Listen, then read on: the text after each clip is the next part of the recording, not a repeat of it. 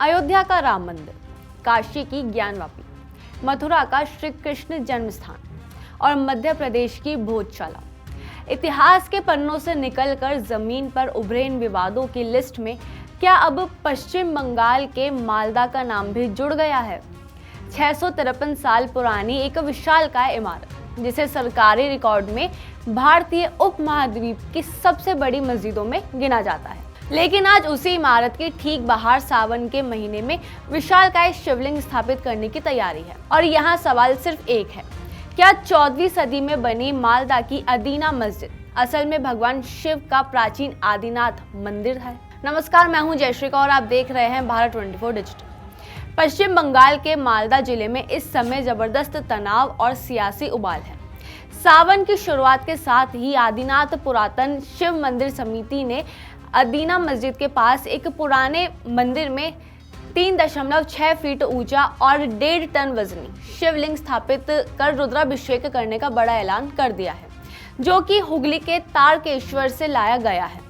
समिति के मुख्य संरक्षक और बीजेपी नेता काजल गोस्वामी का दावा है कि जिस स्थान पर आज अदीना मस्जिद मौजूद है, वहां पहले भगवान आदिनाथ का मंदिर था। उनका कहना है कि मस्जिद परिसर में आज भी शिवलिंग समेत कई हिंदू और बौद्ध प्रतीकों के अवशेष दिखाई देते हैं। हालांकि उन्होंने स्पष्ट किया कि उनकी संस्था कोई गैर कानूनी कदम नहीं उठाएगी और केवल कानूनी प्रक्रिया के तहत ही आगे बढ़ेगी। लेकिन ये विवाद सिर्फ एक पूजा या शिवलिंग तक सीमित नहीं है, ये लड़ाई अब राजनीतिक अखाड़े तक पहुंच चुकी है। आज हम इसी पर बात करेंगे कि मालदा में अचानक सावन के महीने में ये विवाद क्यों भड़का। 14वीं सदी की इस इमारत की दीवारें और पत्थर क्या कहानी बयां करते हैं? पूर्व क्रिकेटर और टीएमसी सांसद यूसुफ पठान का वो एक पोस्ट, जिसने इस ठंडे पड़े मुद्दे में आग कैसे लगा दी? और क्या ज्ञानवापी की तरह अब मालदा की अदीना मस्जिद का भी ASI सर्वे जरूर होगा? चलिए सबसे पहले बात करते हैं कि मालदा की सड़कों पर इस वक्त क्या चल रहा है। मालदा शहर से करीब 16 किलोमीटर दूर उत्तर में स्थित है पांडुआ में खड़ी है अदीना मस्जिद। 30 जुलाई से सावन का पवित्र महीना शुरू हो रहा है।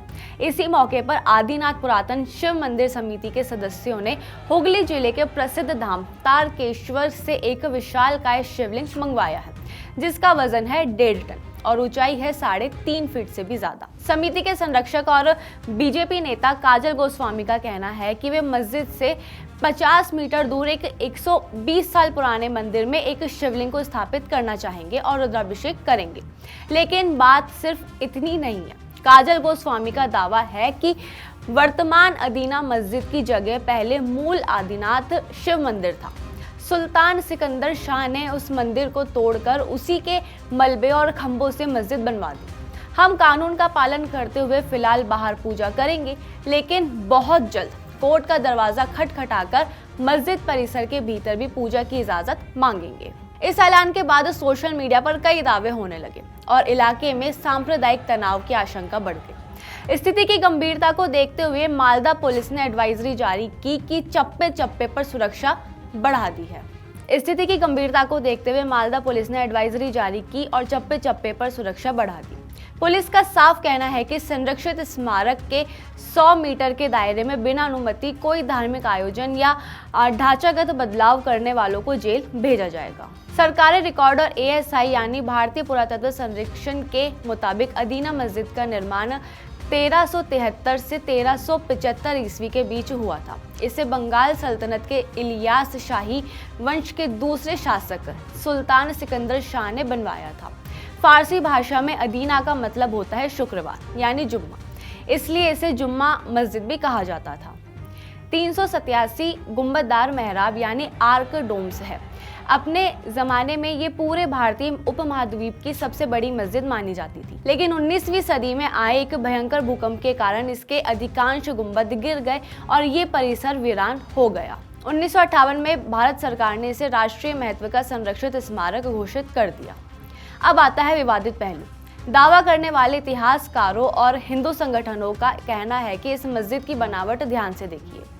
मस्जिद के पत्थरों पर कमल का फूल, त्रिशूल, कलश और यहाँ तक कि भगवान गणेश व बौद्ध प्रतीकों की नक्काशी साफ दिखाई देती है। उनका तर्क है कि जब मुस्लिम शासकों ने ये मस्जिद बनाई तो उन्होंने स्थानीय आदिनाथ शिव मंदिर और बौद्ध मठों को तोड़ा और उन्हीं पत्थरों और नक्काशीदार खंभों को उल्टा या बदल कर मस्जिद में इस्तेमाल कर लिया। लेकिन इस ऐतिहासिक बहस में राजनीति कहां से बीच में आई? इसकी शुरुआत होती है सोशल मीडिया से। टीएमसी के सांसद और भारत के पूर्व स्टार ऑलराउंडर यूसुफ पठान ने इस अदीना मस्जिद का दौरा किया था। उन्होंने अपने एक्स हैंडल पर खूबसूरत तस्वीरें शेयर करते हुए लिखा, पश्चिम बंगाल के मालदा में अदीना मस्जिद 14वीं सदी की एक ऐतिहासिक मस्जिद है जिसे सुल्तान सिकंदर शाह ने बनवाया था। यह अपने समय में भारतीय उपमहाद्वीप की सबसे बड़ी मस्जिद थी जो क्षेत्र की वास्तुकला की भव्यता को दर्शाती है। बस फिर क्या था, यूसुफ पठान के इस पोस्ट पर करोड़ों व्यूज आ गए और विवाद की चिंगारी लग गई। भारतीय जनता पार्टी ने तुरंत यूसुफ पठान की पोस्ट को रीट्वीट करते हुए सिर्फ 2 शब्द लिखे, फैक्ट करेक्शन, आदिनाथ मंदिर। इसके बाद पश्चिम बंगाल बीजेपी के अध्यक्ष और राज्यसभा सांसद समीक भट्टाचार्य ने मामले को संसद तक पहुंचा दिया। उन्होंने आधिकारिक तौर पर दावा किया कि अदीना मस्जिद हिंदू और बौद्ध संरचनाओं को ध्वस्त करके बनाई गई थी और वहां आदिनाथ शिव मंदिर का अस्तित्व था। ममता बनर्जी की पार्टी टीएमसी ने बीजेपी पर पलटवार करते हुए आरोप लगाया कि 2026 के विधानसभा चुनाव से पहले बीजेपी बंगाल का माहौल बिगाड़ने और वोटों का ध्रुवीकरण करने के लिए ज्ञानवापी जैसा विवाद खड़ा कर रही है। ये मामला सिर्फ बयानों तक सीमित नहीं रहा, अब ये लड़ाई कलकत्ता हाई कोर्ट की चौखट तक पहुंच चुकी है।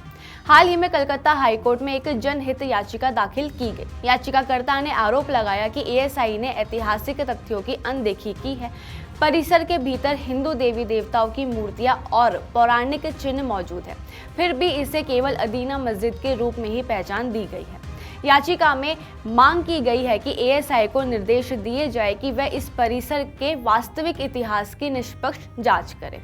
बीजेपी नेताओं का कहना है कि जैसे राम मंदिर और ज्ञानवापी में सच सामने आया, वैसे ही मालदा के आदिनाथ मंदिर का सच भी देश के सामने आना चाहिए।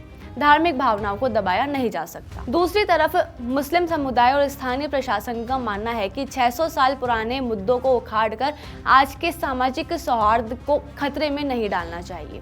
प्लेसेस ऑफ वर्शिप एक्ट 1991 के तहत 15 अगस्त 1947 को मौजूद धार्मिक ढांचों का स्वरूप बदला नहीं जा सकता। हालांकि एएसआई संरक्षित स्मारकों पर इस कानून की लागू करने की शर्तें काफी जटिल है। तो अब सवाल उठता है कि मालदा में आगे क्या होने वाला है। इसका पहला सिनेरियो हो सकता है कि सावन के महीने में भारी पुलिस बल की तैनाती रहेगी। पुलिस का पूरा जोर है कि 50 मीटर दूर मंदिर में शिवलिंग की स्थापना शांतिपूर्ण ढंग से हो और कोई भी भीड़ अदीना मस्जिद के मुख्य परिसर में घुसने की कोशिश ना करे।